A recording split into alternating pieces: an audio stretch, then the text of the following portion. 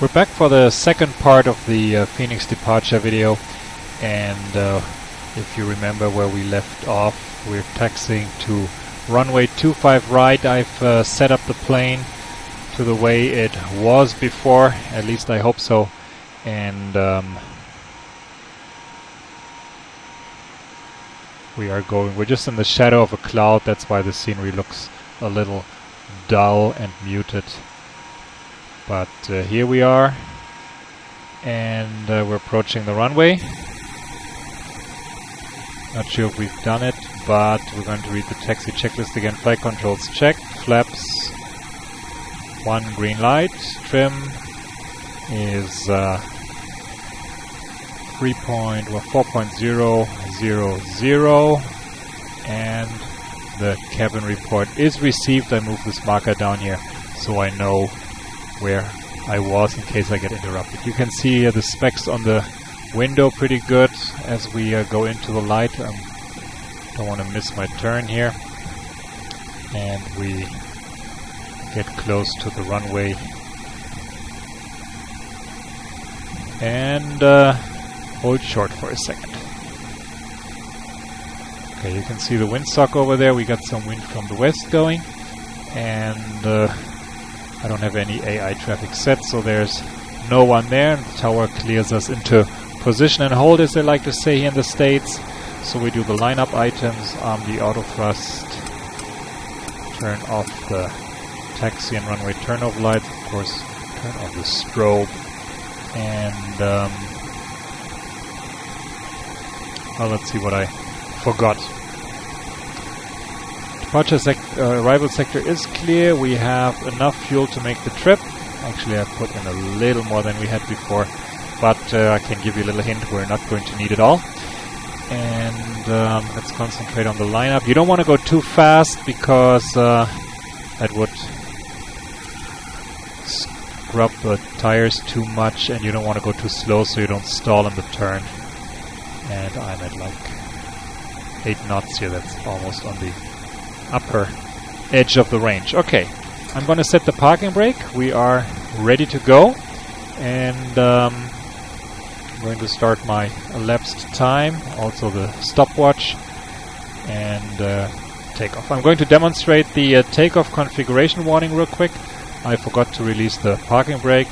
My advanced thrust level is too much. I get the horn, and that's how the plane tells me something is wrong. I'll release it.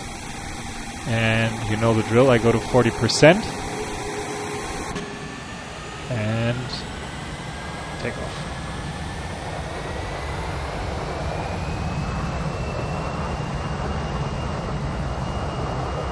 Thrust is set.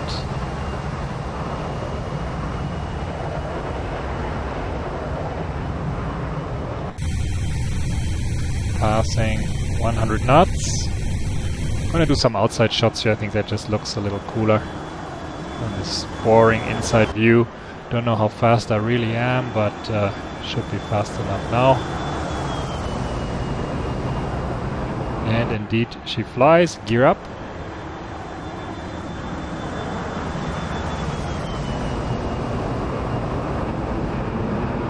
And let's get back into the cockpit. Not doing too bad, I would say. 800 feet. Autopilot A in command, and of course LNAV engaged. And let's see, I know everyone is waiting for this LNAV deal, and indeed it is pretty cool. You can see here's the turn coming up.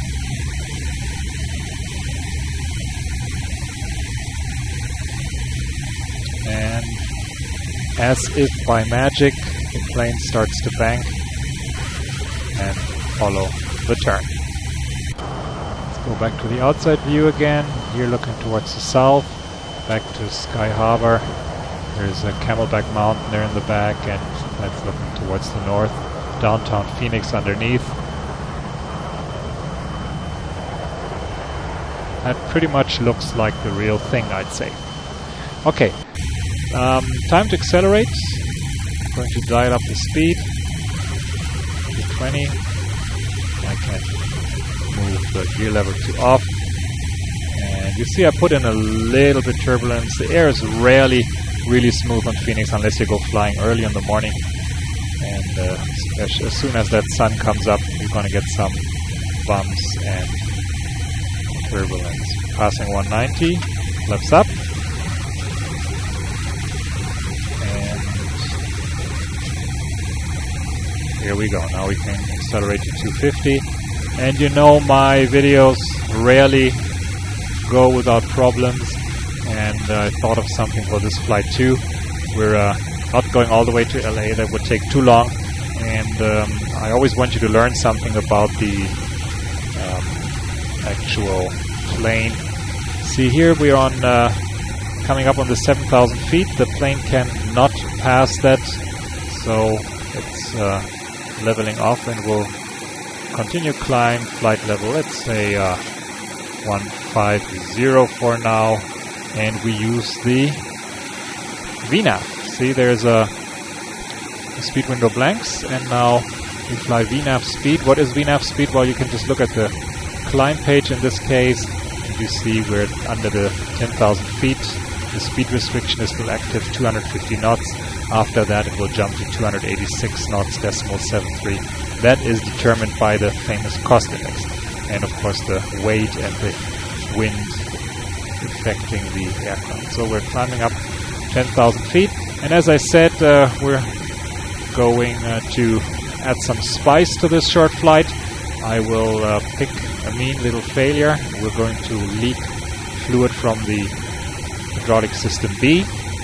And that's something that you won't really notice unless you are a top-notch pilot that watches these little gauges like the dog all the time, and you see it's already starting to dwindle. Of course, we're really busy with our breakfast, and passing 10,000 feet, turn off the landing lights.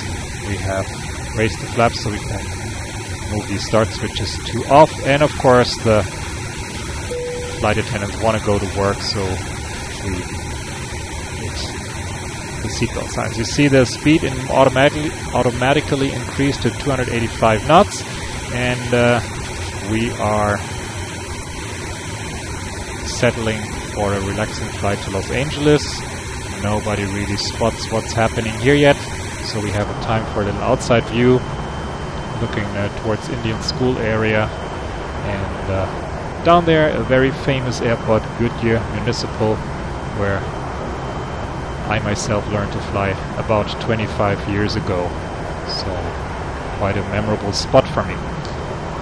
Back in the cockpit, we don't want to miss what's going on. As the hydraulic fluid reaches a certain level, it uncovers the standpipe that is feeding the engine-driven hydraulic pump. So this is what's happening now. Master caution hydraulic, you see the engine-driven is not getting any liquid anymore, and it's running dry. They did it this way so that if something happens with the engine, like a catastrophic failure and the pump ruptures, that you'd still retain enough fluid to run the electrical pump. But we have a leak somewhere else, so let me use autopilot B for a second for added effect. We're just waiting for that pump to uncover. Here it goes, and if you look really quick at the hydraulic pressure right there, it goes. As soon as it drops below a certain level, the autopilot servos have no power anymore. We're back at manual flight. Fly the airplane. First rule right here, cancel the warning. Center the flight director and trim a little, and we're back in stable flight. We look at each other, we look up there, we know what's going on. Of course, autopilot A will still work, so we turn that on, and we're in good shape again. Fly the airplane, aviate, navigate, communicate. Aviate is also where do we want to go, certainly not to LA with that, and that's why we call ATC, we declare emergency, put the transponder to 7700, and ADC would be very helpful in a case like that. Turns, tells us to turn left, heading 180, and we'll just come back on the speed, go to level change, and we'll say we want to go to 250 knots, fast enough. We are not going anywhere quick. We want to troubleshoot. Okay, there's a list, of course, associated with that. As soon as we see that everything's under control and we're fine at 15,000, we could whip this out and start the whole procedure. It would take a little bit, and I'm just going to run you through the highlights real quick. If you look up, you see that flight control B has low pressure, so we're going to use the standby pump to at least power the rudder part of it. Watch for the low pressure light as I turn on the pump. It lights up and then it extinguishes as the pressure builds in the standby system. Yaw damper is inoperative, fuel differential pressure light. That one will be lit as long as the flaps are up. And of course we want to turn off the pumps. They shouldn't run hot with no liquid in them. Okay, master caution flight control, we did that ourselves. Let's turn back towards Phoenix, roughly heading 080. And what else is there? Well, we cannot use the auto brake for landing, you see. It would not work because B is powering the brakes, the regular brakes. We have alternate brakes with A. And there's the auto brake system won't work, and the anti-skid per wheel doesn't work, but the wheel pairs anti-skid still works. So that's really not a big limitation. We have standby system pressure on the number 2 reverser, on the right side reverser only, and of course the flight spoilers. There are 2 on each wing. We call them inboard and outboard, and if you see, if I raise them, only the inboards now work, the outboards stay flush. But we don't want to use them now, so that's a little limitation. On landing, we don't want to use a very short, very slippery runway, because we'll also need flaps 15 for the landing, because we need to drop the flaps with the electrical system. Let's prepare for the approach. I'm going to use the FMS for that, of course, and we say cancel the flight to Los Angeles. We're going back to Phoenix, and we want to take a long runway. LS26 is just fine. And as I enter that, you will see, let me increase the range a bit. You will see that now there's a second runway right parallel to the one that we departed on. The plane wants to turn back towards the waypoint it was originally going to. That's of course not what we want. We want to go straight to Jagal, and we put that here, the top left spot, and you see it's going to make a turn there, not make it, turn back and forth. But for now, we'll just put it in. It gives us a good estimate for the distance and everything. Of course, the progress page is not yet working, but if it would, you could see.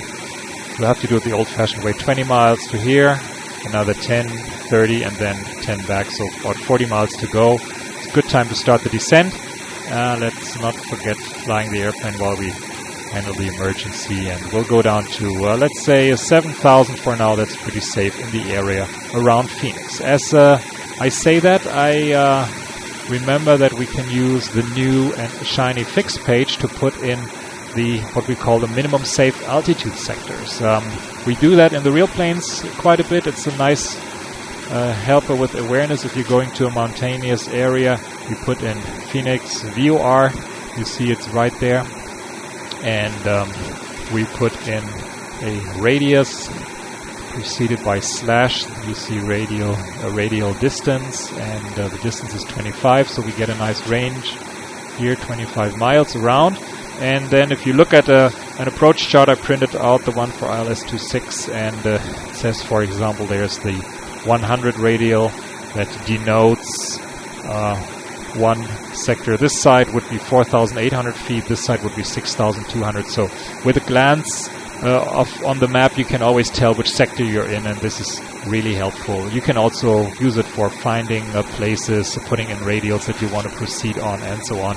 It's really very nifty. You get to pick in 2 different fixes, so you can create quite some artwork on the map with that.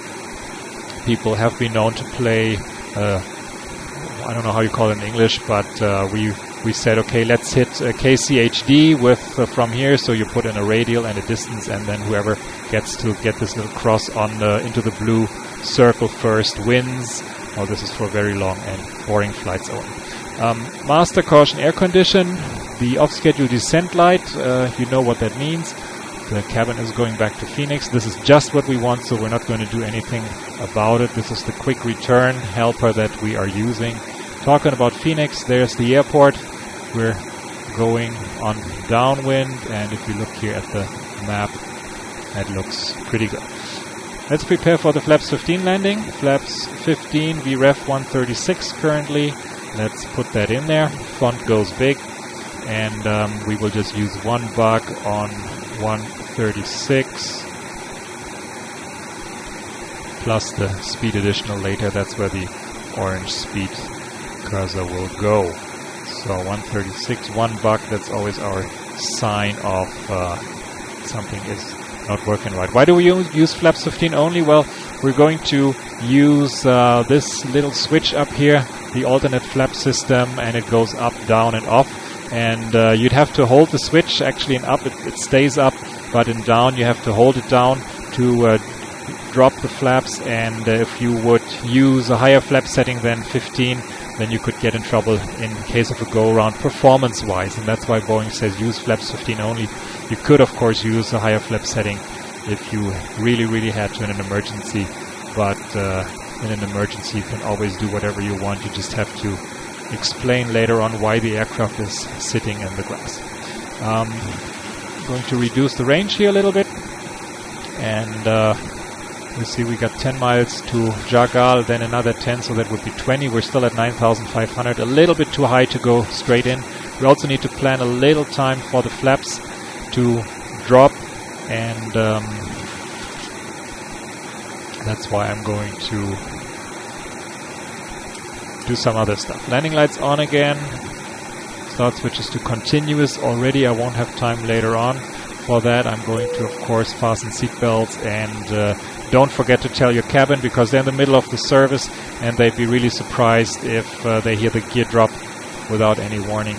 Actually, the signs would come on as soon as the flaps extend, but it has happened before that people forget to turn on the signs, and then things start getting hectic, especially if you're going to divert. You want to tell your cabin and your passengers too.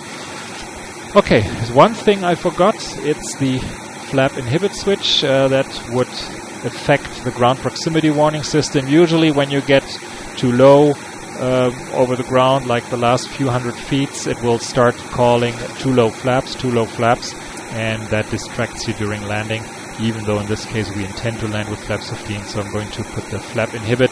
There's also gear inhibit, one that you would use in case you have to do a belly up landing, just to avoid the distraction of the GPWS screaming at you. We're coming up on 7,000 feet, and ATC clears us to go to 5,000. We are close to the airport. I'm going to turn left here with heading and also start to reduce speed a little bit. We want to start working with the flaps here in a second. Of course, I'm going to use the direct to function again. We want to go to... Actually, we sequenced Jagal. We went too close. Okay, so we're just going to put in the ILS-26 again. And there's Jagal as the first one. You can see the modified route here, the dashed one. That's what we want to fly. Execute and hit LNAV. And the plane will bank to go to Jagal and then follow the ILS center line. Speaking of ILS, I need to set that. 111.75 is the frequency, and we're going to put Phoenix over here for backup, Phoenix VOR, so now we know where we're going. Okay,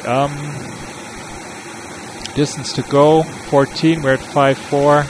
This is going to get tight, but we still have a little sideways to go, so it might just work out, otherwise I'll have to help with the landing gear later on. I'm going to put this one to runway heading already, and let's get going with the flaps.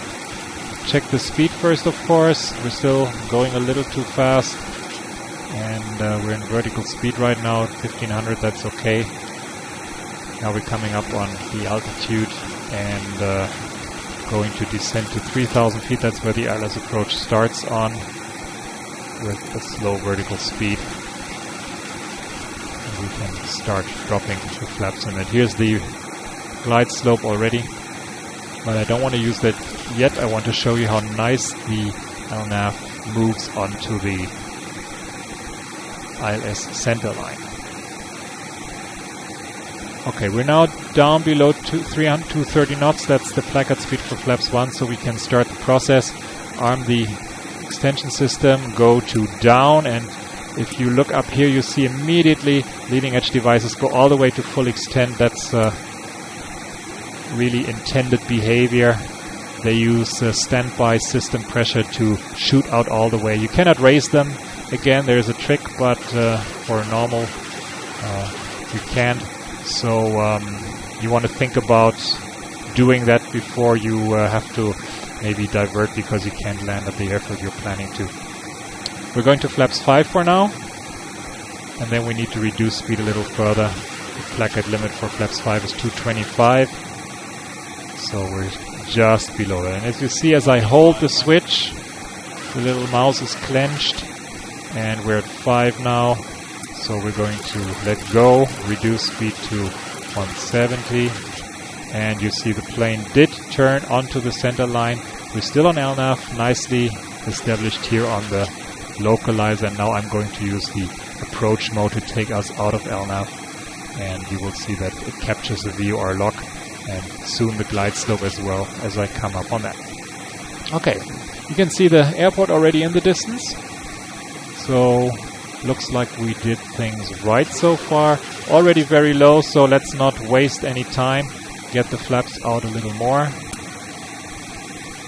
Little electrical engine struggling to take them out, and I'm already at 196 knots, so I can 193. I can go all the way to flaps 15. And you can see there in the corner of the eye the glide slope is capturing. And I'm at flaps 15. Now what is this annoying horn? It's the configuration warning horn, and I'm going to reduce speed further, and I'll drop the gear, and that will silence the warning. This is totally normal behavior. It warns us that the flaps are in landing configuration, but the gear is not down. Quite a complicated system, to tell you the truth, but maybe stuff for another video. Coming up on 1,000 feet, speed and range, and runway straight ahead. Here's the master caution air condition again, off schedule descent. And I'm going to do the approach checklist real quick. Recall, well, I can do that again, but you know what happened. Cabin control is set, auto brake doesn't work, speed box we have set, altimeters never changed. Final, start switches continuous, speed brake armed green light, gear is down 3 green, and the flaps are at 15 green light. So final checklist completed. I move this back up here, and we can concentrate on the landing.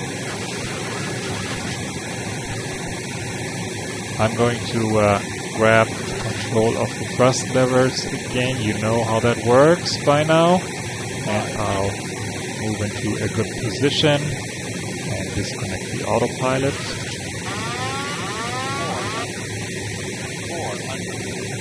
And I'm coming up on the minimum. I didn't set it this time because the weather's just so good. Now what's different on this landing? We are of course a little faster than usual, not much, but maybe 5 to 10 knots. And of course the nose is a little higher than usual. Runway length is not a problem. We only have half the spoiler capability. And standby pressure on the right reverser.